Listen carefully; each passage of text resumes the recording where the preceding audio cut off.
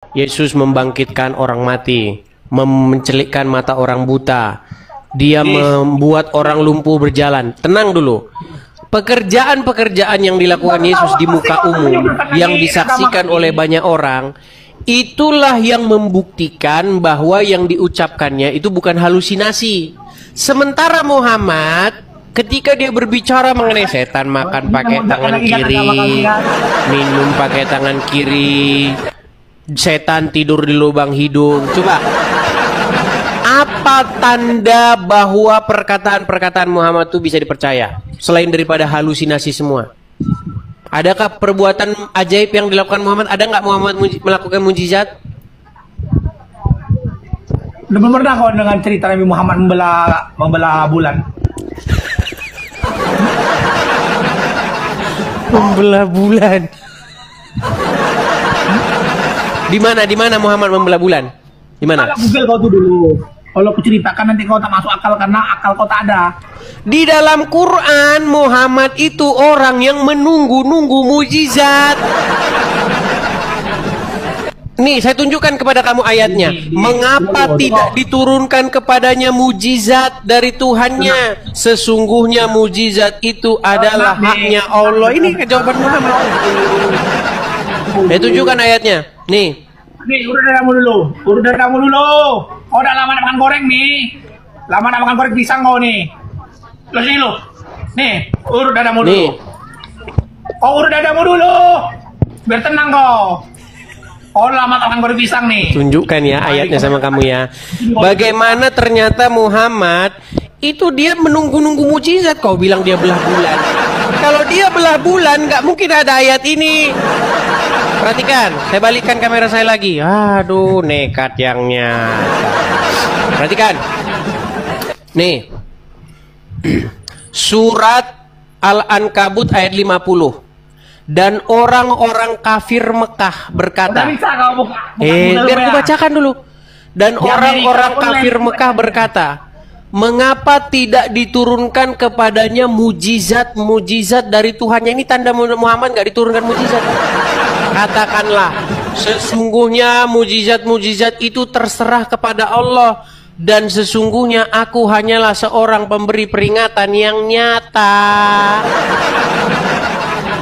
Dari mana kau bilang Muhammad membelah bulan sementara ayat di sini mengapa tidak diturunkan kepadanya mujizat? Aduh. Muhammad tuh nggak punya mujizat. Satu-satunya mujizat yang dimiliki Muhammad itu adalah sanggup menggauli istri-istrinya dalam satu malam. Dibilang kurang ajar kan? Tunjukkan lagi ayatnya ya. Waduh. Agama itu bukan seks aja. Perhatikan. Tunggu dulu, kau dengar dulu, aku dulu ngomong terkait Nabi. Kau bilang saya memfitnah. Memang kalian ini selalu bilang nih. Perhatikan. Sahih Bukhari 260. Rasulullah menggilir 11 istrinya dengan kekuatan seks. Rasulullah yang setara 30 laki-laki. Ini mujizat Muhammad ini. Ini mujizat Muhammad. Tahu berarti kau bilang saya fitnah. Ini Muhammad itu kekuatan seksualnya setara 30 laki-laki nih. Saya bacakan sama kamu hadisnya. Sahih Bukhari 260 telah menceritakan kepada kami Muhammad bin Bashar bla bla bla bla dan seterusnya, telah menceritakan kepada kami Qatadah dan seterusnya, telah menceritakan kepada kami seterusnya nih. Perhatikan. Kau baca Arabnya. Nabi Shallallahu Alaihi Wasallam mendatangi istrinya pada waktu yang sama di malam hari atau di siang hari. Saat itu jumlah istri-istri beliau 11 orang. Aku bertanya kepada Anas bin Malik, apakah beliau sanggup? Mampu dia? Jawabnya, beliau diberikan kekuatan setara 30 laki-laki. Inilah mujizat Muhammad. Dari mana membelah bulan?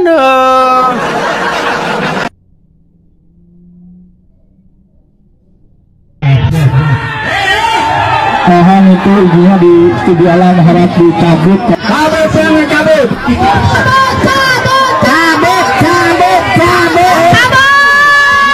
Dari Sukabumi ke Depok. Memang luar biasa warganya Kang Deddy ini. Luar biasa intoleran. Padahal gereja Batakaro Protestan ini sudah lengkap izin-izinnya loh. IMB ada, izin RT, RW, lurah, camat, lengkap. Tapi ditolak juga. Bahkan warga nuntut agar IMB-nya dicabut. Ada. Ini realita bangsa kita. Sebagian bangsa kita di Indonesia bagian barat memang masih primitif dan terbelakang. Mau gimana lagi, emang otaknya primitif. Tapi yang tidak bisa diterima adalah Pemkot Depok yang minta pembangunan gereja dihentikan sementara. Izin-izinnya lengkap kok, mereka yang harus ngalah. Berarti negara kalah dong sama warga primitif. Justru negara harusnya hadir, berikan perlindungan pada gereja, jaga kebebasan ibadah umat GBKP dari gangguan. Buat apa rakyat bayar pajak untuk gaji aparat kalau tidak bisa melindungi? Terbalik pisan ya Pemkot Depok teh. Kudu ditetar kukang Dedi ya mah. Kamu itu pintar ngomong, Des. Pintar ngomong kamu itu kalau disuruh ngomong.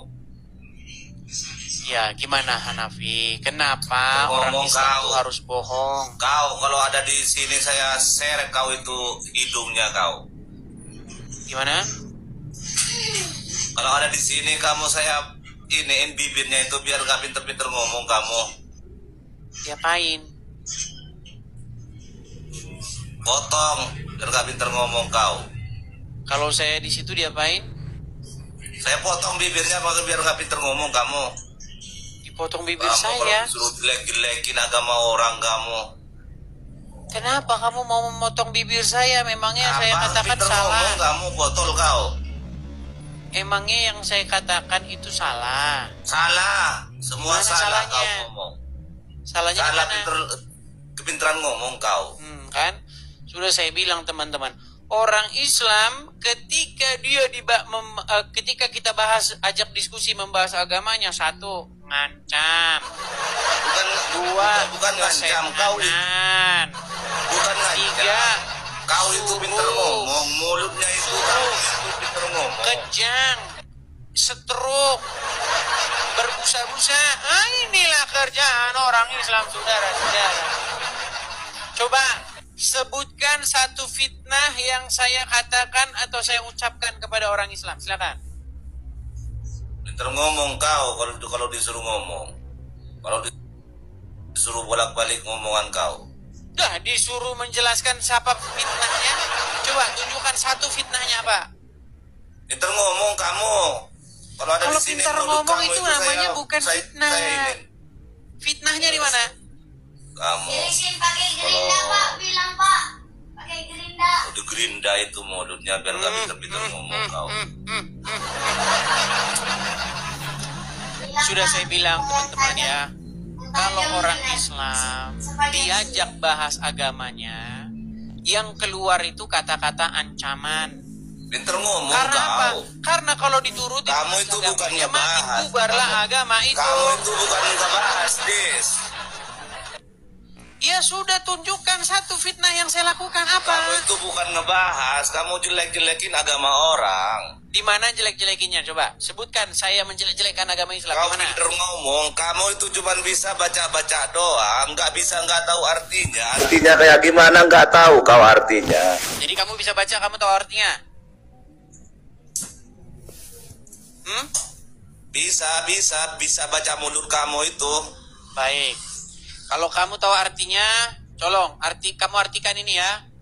Nih. Mulut kamu itu terlalu pinter kalau disuruh ngomong. Coba nih artikan ini. Itu artinya. Apa bahasa Indonesianya alif lam mim? Bibir kamu itu pinter ngomong artinya. Oh, arti alif lam mim adalah Edis pintar ngomong. Betul? Iya, karena mulut kamu itu sungguh sangat nekat yang nyata. Suruh ngomong Oke, jadi teman-teman, kalian sudah menyaksikan bagaimana ketika seorang muslim itu, Des, kalau disuruh ditanya ngomong, tentang udah kayak agamanya, busuk, dia Des. akan meninggal dunia. Kamu itu kalau disuruh ngomong udah kayak bangkai busuk, Des. Tahu nggak bangkai busuk Curhat bau? aja dia, curhat. Mulut kamu itu bau, Des. Oke lah, baik, karena Anda hanya bisa curhat. Baik gimana? Ntar dulu. Karena Anda hanya bisa. Ntar dulu. Mulut kamu Apanya yang mau ditunggu? Bau itu. Apanya yang mau ditunggu dari pokok bahasanmu? Apanya? Tahu nggak kau? Kau itu pinter ngomong. Dari tadi cuman pintar ngomong. Oke, baik, saya punya satu hadiah buat kamu. Saya tanya sama kau, Bentar. Saya punya satu hadiah buat kamu. Saya tanya sama kau lah. Ini nih hadiah buat kamu nih. Saya tanya sama kau. Ini hadiah buat kamu. Sebentar, dengerin. Ini hadiah buat kamu. Tanya sama kau. Hadiah buat kamu. Saya tanya sama kau. Ah, itu hadiah buat kamu. Shalom, saudara-saudara. Baru saja kita menonton tadi diskusi antara Edis TV dan ada beberapa pria Muslim yang berdiskusi dengan Edis TV. Ketika Edis TV membongkar tentang kitab mereka, kita melihat mereka malah kejang-kejang dan marah, bukan malah memberikan jawaban-jawaban, tetapi malah mengancam seorang Edis TV. Sehingga seorang Edis TV pun mengeluarkan perkataan yang mengatakan, begitulah kalian, katanya. Ya, padahal kalau kita melihat bahwa ketika dari saudara kita Muslim, ya katakan seperti polemikus-polemikus Muslim seperti Cuma, Nandar, bahkan kalau kita melihat baru-baru ini viral bagaimana Zakir Naik ya membahas tentang Alkitab, bahkan selalu mempelintirkan ayat-ayat Alkitab. Orang-orang Kristen tidak ada yang marah, tidak ada yang mengancam ya untuk mencelakai seorang Zakir Naik. Tapi malah orang-orang Kristen memberikan jawaban yang sesuai dengan Alkitabiah untuk membuktikan bahwa perkataan dan tuduhan yang mereka katakan itu adalah salah, dan konteks ataupun tafsiran yang mereka berikan tentang Alkitab adalah sangat jauh dari kebenaran yang dimaksudkan oleh Alkitab itu sendiri. Nah, itu yang dilakukan oleh orang Kristen. Ya, dan kita juga sudah melihat tadi di video bagaimana orang-orang Depok yang ada di sana, ya mereka takut melihat salib, sehingga mereka ya teriak-teriak tutup katanya, sehingga rumah ibadah yang di Depok itu ditutup. Ya, begitulah mereka lah yang takut, mereka lah yang kejang-kejang ketika melihat salib, bahkan ketika melihat orang-orang Kristen sedang melakukan ritual ibadah mereka. Kita orang Kristen biasa-biasa saja. Kalau ada mereka yang beribadah, ya silahkan saja. Ya, untuk apa kita mengganggu mereka? Ya, bahkan ketika kita melihat ya bagaimana oknum-oknum ustadz itu membahas Alkitab, mempelintirkan ayat Alkitab, bahkan menghina, menghujat Yesus, kita biasa-biasa saja, tidak ada kita mengancam. Ya, sebenarnya ya apa yang terjadi ini dimulai dari mereka, sehingga Edis TV ini pun melakukannya dari luar negeri karena dia melihat bahwa di Indonesia ini ya ketidakadilan itu ya tidak ada keadilan di Indonesia ini, khususnya dalam hal beragama ini. Contohnya begini, kalau mereka yang membahas Alkitab kekristenan itu disebut katanya sebagai dakwah, sedangkan kalau kita yang membahas kitab mereka itu disebut penistaan. Makanya kalau kita lihat seperti Anak Batak, bahkan Saifuddin Ibrahim, bahkan banyak lagi ya Yusuf Manubulu, ya mereka ditangkoi ya karena membahas tentang kitab mereka itu ya. Sedangkan kalau kita lihat seperti Cuma, Nandar, Uniripa, bahkan ustadz-ustadz sebelumnya ya almarhum yang membahas tentang Alkitab ya, bahkan mempelintirkan ayat Alkitab aman-aman saja, seperti Somad yang mengatakan di dalam salib ada jin kafir, aman-aman saja sampai sekarang ya. Inilah yang membuat Edis TV pergi dari Indonesia, sehingga dari Amerika dia berapologet. Nah teman-teman, kiranya video yang saya bagikan ini boleh memberikan pelajaran penting, dan video ini sekaligus mengedukasi. Tuhan memberkati. Shalom.